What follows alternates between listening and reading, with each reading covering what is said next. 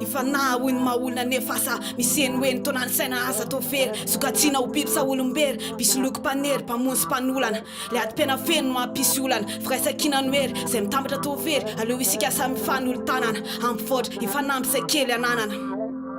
tsy manam-paharo ty planeta miavaka misy atsika roa hatramin'izay katrany amboa aloha iza nomeko voninahitra mofatsilainy ahara ao an-tapony lo entiko namorona famira-piratana rehefa ilay maraina vovovô mitraka ny lo de matahazana ny lanitra manga tokoa zany izy io mo zany tokoa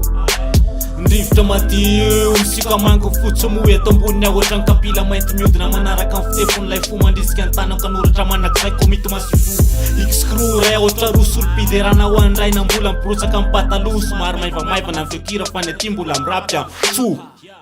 le fiainana am'izao tontolo zao tao mivarina ny akady mafy ny atolona sy aty voatram'izao lazinaty azy lay siantifika fena tonga mirevy sa ny pisina miamafy latsuite politika tactique technique mampivarina ny akady azo rivotra zavaboary lay nahary ravizany lay natyra tsisy mety lavirary zany tany to very lay bokina tsisy ery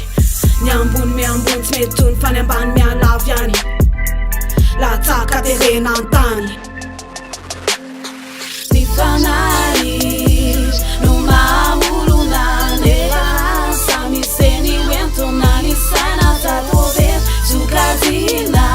ho bibisa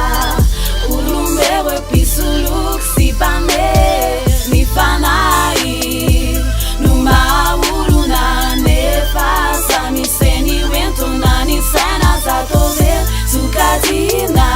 ubibisa ulumbelo pisuluky sy mpanery jirony azo ny tonapakao tena lazo aizany solo fa tsy lozanao miazoazo reto taranaka mampara tsintsofo fa zaferanareo ho lavo mba tsy ho lavo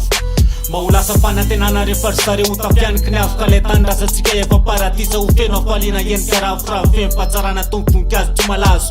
de mbola hijory hatrany ao hoe solo tena mafimafy satria kofe manaraka fanjaitra le tarazo no soloataka ao anatin'ity fasy fa reto tondra matika amby vola mahazo manimba tontolo iainana ny endrim-panjanahana vaovao mampirangorango moreto fa iny mamelaka moramora manana moto mandangolango mametraka loza amina tampo tarasambo